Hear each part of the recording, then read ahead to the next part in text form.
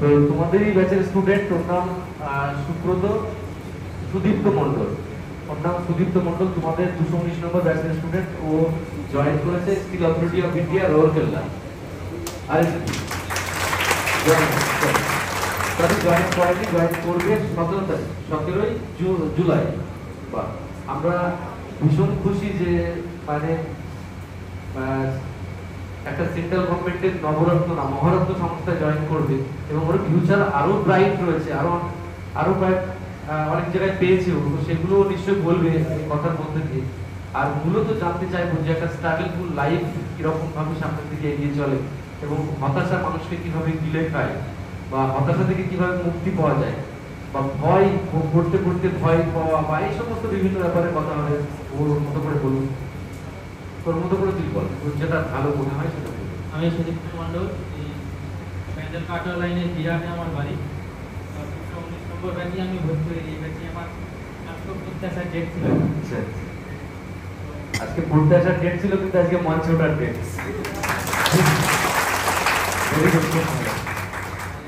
আমার দাদা শুভেন্দু বারোই আর আমাদের পাড়ার আরেকটা দাদা সানিনা এই ব্যাচে পড়তো। ও শাড়ি তোদের পড়ার পরে লোকো পাইলট। এবং আমার দাদা যে আছে শুভেন্দু বারোই, এখান থেকেই পড়ে পেয়েছে। আচ্ছা আচ্ছা সানিনা সে আগেরবার দিয়ে সেপ্টেম্বরের দিয়ে আচ্ছা আচ্ছা আচ্ছা সেখানে পড়ে। ও বাহ, ভেরি হায়দ্রাবাদে খুব ভালো। সেখান থেকেই ইনফরমেশন পেয়ে আমি ভগবানে পড়তে আসি। ভগবান যেমন আমি যখন মাধ্যমিক 9-10 পড়ি তখন থেকে আমি ভগবানকে জানতাম, যেহেতু দাদার কাছে আপনার নোটগুলো দেখি। ও বাহ, খুব ভালো লাগছে আমার। তারপরে আমি 2021-23 আমার ব্যান্ডেল আইটি থেকে মেশিনি পাস হয়, এখন 1 বছর হয়নি। আচ্ছা, পাস করার 1 বছর এখন হয়। 19 আগস্ট আমি পাস করি। আচ্ছা, তারপরে এখানে পড়তে আসার পরে কিছু ছোট ছোট যে ভ্যাকেন্সিগুলো বেরিয়েছিল, খুবই কম সিটে ছিল। যেমন রৌরকেল্লায় 10টা সিট ছিল, দুর্গাপুর স্টিল প্ল্যান্টে 10টা। আচ্ছা, এক মিনিট আমি কথার মাঝে রৌরকেল্লা তুই যে পোস্টে পেয়েছিস সেটা তুই কটা সিট ছিল ওটাতে? ওইটা হচ্ছে 10টা সিট ছিল অল ওভার ইন্ডিয়া। তার তার মধ্যে পরীক্ষা 6 না 7। আচ্ছা, 6 পজিশন ওর হয়েছে, ঠিক আছে, বাহ, খুব ভালো। দুর্গাপুরেও 10টা সিট ছিল। আমি এই সমস্ত মানে ইসরো যেটা ইউআরএসসির এক্সামটা হলো, হ্যাঁ। ইউআরএসসিতে আমার 5খানা সিট ছিল, তাদের নিচে 4টে ছিল। মানে সবকটা এক্সামই আমি মানে ফর্ম ফিল আপ করেছিলাম, আর সবকটা এক্সামই আমি পরীক্ষা দিয়েছিলাম। পরীক্ষা দিয়ে আমার প্রথম কথা সবকটা এক্সামেই আমার রিটেন কোয়ালিফাই হয়ে যায়। বাহ, আর রিটেন কোয়ালিফাই হওয়ার পরে আমি দুর্গাপুর এবং রৌরকেল্লায় স্কিল টেস্ট দিয়েছি। যে ইউআরএসসি যেটা আছে সেটা আমার 18 তারিখ স্কিল টেস্ট, 19 তারিখে স্কিল টেস্ট ছিল। এবার তুমি আমি যেতে বাধ্য করলাম, আমি যেতে বাধ্য করলাম। আর কারের দিকে 29 তারিখ আমার স্কিল টেস্ট। এর সাথে আমি সব দিক থেকে বিচার বিবেচনা করে স্যারের সঙ্গে পরামর্শ করে আমি এই আরসিটা জয়েন করতে চলেছি। আর স্কিল টেস্টের ব্যাপারে একটুখানি বল, কোনো রকম সহযোগিতা যদি আমাদের কাছ থেকে হয়ে থাকে। স্কিল টেস্ট বলতে আমি যখন রিটেন কোয়ালিফাই পর যেরকম হয়, মানে ওই অ্যাডমিট কার্ডটা আসে, এবার অ্যাডমিট কার্ড আসার পরে আমি আমার রৌরকেল্লায় স্কিল টেস্ট করি। সেখানে যাওয়ার পরে রৌরকেল্লায় সত্যি কথা বলতে স্কিল টেস্ট কিছু হয়নি, ওই আমাকে ভাইবার মতো করে ইন্টারভিউ যাবে সিলেকশন করেছিল। সেখানে আমি জানি না, কারণ লাস্ট যখন আমি বেরিয়ে আসি তখন একটা কোর্সের জিজ্ঞেস করেছিল যে ওখানে একটা টেলিভিড ছিল, একটা বোরিং ঘর রাখা ছিল, যারা টেকনিক্যাল লাইন আছে তারা এগুলো জানতো। যখন আমি বোরিং ঘরের নামটা বলতে পেরেছিলাম তখনই উনি আমাকে গ্রুপ করে তখন থেকে আমি একটু মানে আশেপাশে হয়তো আমার বুকের কাছে স্কিল টেস্টটা মোটামুটি আমাকে নিয়ে যাওয়ার পর প্রথমে ডকুমেন্ট ভেরিফিকেশনের জন্য কিছুক্ষণ বসিয়ে রেখেছিল। প্রথমে ডকুমেন্ট ভেরিফিকেশন হয়, তারপরে আমাকে ওই যাদের 3 জন করে যখন ডকুমেন্ট ভেরিফিকেশন হয়ে গেছে তখন সেই 3 জন করে আমাদের ওই ইন্টারভিউ রুমে ডেকে নিয়ে গিয়েছে। সেখানে আবার একজন করে আমরা ইন্টারভিউ দিয়েছিলাম। তারপরে আমাদের যে যার মতো বাড়ি চলে আসতে করেছিল, এবং এই 25শে জুন আমার রেজাল্ট বেরোয়, সেখানে আমার কোয়ালিফাই হয়। দুর্গাপুরে যখন আমি স্কিল টেস্টে গিয়েছিলাম তখন সেই একই প্রসেসে আমি ডকুমেন্ট ভেরিফিকেশন হয়েছিল। ডকুমেন্ট ভেরিফিকেশন হওয়ার পরে আমাকে এখানে স্কিল টেস্ট দিয়েছিল। এটা আমি মেশিনে স্টেপ ছিলাম, আমাকে একটা মেশিনে একটা স্টেপটা নিয়ে সেটা আমি 15 মিনিট টাইম দিয়েছিল, আমার তার মধ্যেই হয়ে যায়, 15 মিনিট লাগেনি, আমার 10 মিনিট মতো টাইম লেগেছিল। লাস্টে স্যার আমাকে জিজ্ঞাসা করেছিল যে বাবু তুমি কোনো একটা এক্সামে পাস করেছো, তখন আমি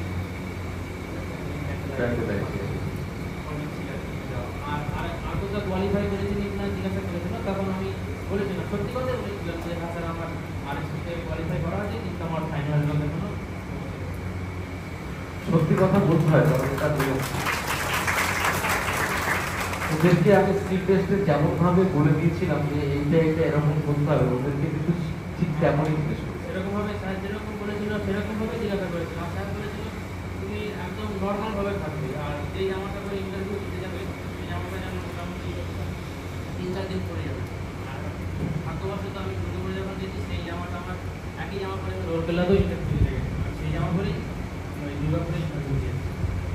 স্যার এখন চাকরি পাওয়ার পর একটা কথা মনে হয়, স্যার বলতো যে একটু পড়াশোনা করলেই চাকরি পাওয়া যাবে।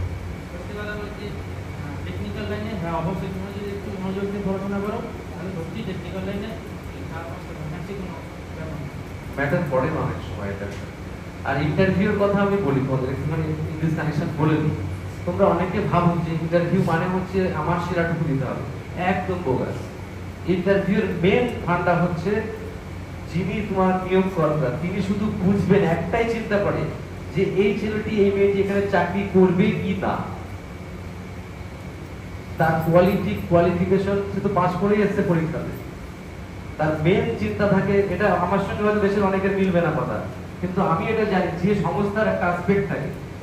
এই সংস্থার জন্য এটা বলেছি, বিডিএসসিএল এর জন্য একরকম কথা আমার, আবার ডিসিএল এর জন্য একরকম চিন্তা, আবার পাবলিক সার্ভিস কমিশনের জন্য একরকম চিন্তা, আবার অন্য জায়গার জন্য একরকম চিন্তা। এইগুলো ফান্ডাটা ইন্টারভিউর মেন আছে, এই ফান্ডা বা স্কিল টেস্টের। আসলে স্কিল টেস্ট নেবার কথা থাকতো না আগে, ইন্টারভিউ উঠে গেছে সেন্ট্রাল গভর্নমেন্ট থেকে, মানে এটা ঘুরিয়ে ইন্টারভিউ নেওয়া, এটাই হচ্ছে মেন।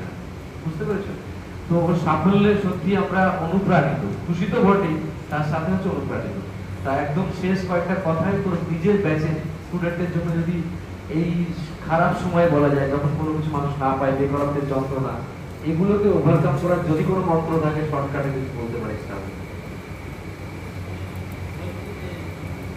টেকনিক্যাল ফিল্ড নিয়ে চাকরিটা পেলাম, অনেকে টেকনিক্যাল এখানে যে ক্লাসগুলো হয় সেই ক্লাসগুলো অনেকেই করে না, সেটা করতে চাইলে হয়তো করেও হবে না, কিন্তু টেকনিক্যাল ক্লাসগুলো প্রত্যেকটাই করা উচিত। আমার মানে প্রত্যেকটা ক্লাস আমার খাতায় খোলা আছে, কারণ আমি দেখতাম আমি যদি এখন টেকনিক্যাল ক্লাসটা নাও করি, আমার যেটা পড়া আছে আইডিয়ার সময় সেটা আমি যদি এখন আবার ঝালাই না করি তাহলে আমার সেই রিভিশনটা হয়ে যেত।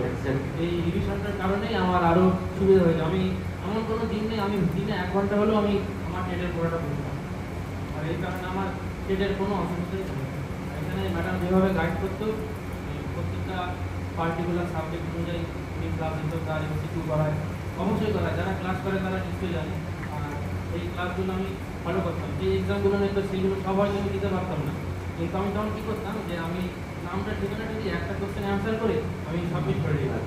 পেপারটা চলে আসতো, আমি সেটা পরে জেরক্স করে আমার এভাবে আমি কিছু কিছু ক্লাস করি। সবসময় সময় থাকে না, সম্ভব হয় না, অন্য পড়া বলতে হয়, এই কারণে এইভাবে আমি স্টেপটা আমি পড়ার মধ্যেই চালিয়ে গেছি।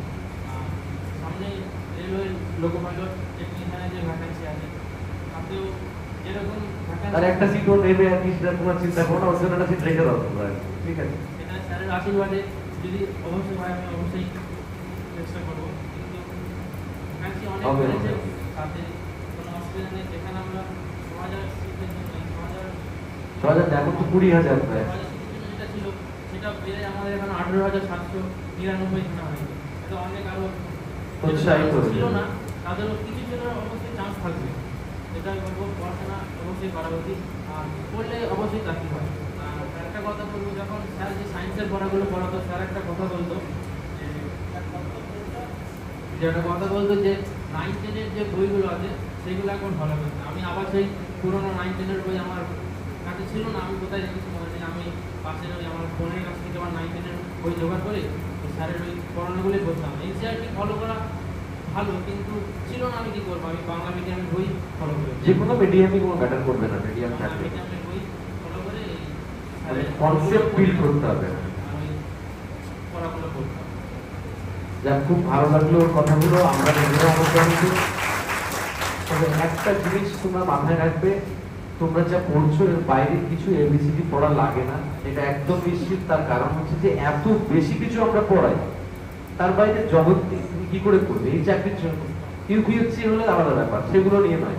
এইসব যেসব চাকরির জন্য আমরা মূলত তৈরি হচ্ছি, এর বাইরে জগৎ নেই। অত্যন্ত বেশি পড়ানো হয়ে যাচ্ছে এবং সিস্টেমেটিক্যালি। তুমি এগুলোকে সেই লেগে থাকার মতো করে থাকো, তাহলে এর বাইরে কোনো যাওয়ার দরকারই নেই। এবিসিডি পড়ার দরকার নেই এর বাইরে, দেখবে। তাই তোমরা সময় পাও না হয়তো করে, যা তোমাদের দেওয়া হয়, সময় পাওয়া যায় না। যা পড়ানো হয় তার মানে 30 থেকে 40% আমার পড়া আছে কিনা সন্দেহ। তাতেও যখন চাকরি হচ্ছে, তোমরা যদি নিশ্চয়ই পড়ো, সেটাও আমি চাকরি করবো। সেটা তো ভুলিয়ে দেয় সবসময়, এরা তো মানে এর থেকে আরো বেশি পড়তে চায়। আমার যেই পড়াগুলো আমার গ্যাপ আছে, সেই পড়াগুলো আমার গ্যাপই থেকে গেছে। কারণ পড়া এত মানে পর পড়া দেওয়া হয়, রেগুলারিটি মেনটেন করা হয়। সেই জন্যই বলা হচ্ছে ডেলি পড়া ডেলি করছে। আমি যদি পড়া যখন করতেও না পড়তাম, আমি বাড়ি গিয়ে কোশ্চেনের পর সব দাঁড়িয়ে রাখতাম, তাতে আমার চোখে ভাসত। এভাবেই যা হয়েছে স্যারের আশীর্বাদে, ভগবান আমার যারা রিটেন কোয়ালিফাই হয়েছে। আরো পাবে। এখন জীবন বয়স কত? আমার এখন 23 বছর বয়স। 23 বছরের জীবন, এখন তো আর ঠিক আছে। পরবর্তী প্রত্যেকটা পদক্ষেপে আমি সাথে থাকবো, চিন্তা করার কোনো কারণ নেই। আর কোনো বিষয়ে যখনই কোনো সমস্যার সম্মুখীন হবি আমাকে বলবি, তখন আমি না পারলে আমার যারা বস আছে তাদেরকে হেল্প করবো, তাদেরকে ডেকে নিয়ে আসবে হেল্প করার জন্য, তাও ঠিক আছে। কিন্তু পাশে থাকবো। Best of luck. সবাই ভালো থাকবে। আজকে আমার পড়ার এখানে এসেছি, আমি ব্যাগ অনলাইন করে নিয়েছি। এখন অনলাইনে চলে গেছে, অনলাইনে পড়বে। অনলাইনে পড়া, তবে এই মহলটা খেলা যাবে না। আমি আজকে এই কষ্টটা মনের মধ্যে আসছে আর কি, যে মানে এই যে এর একটা অনুভূতি আর কি, মানে অফলাইনে চোখ দিয়ে জল বেরিয়ে যাচ্ছে।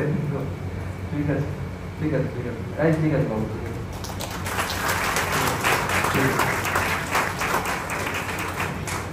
এই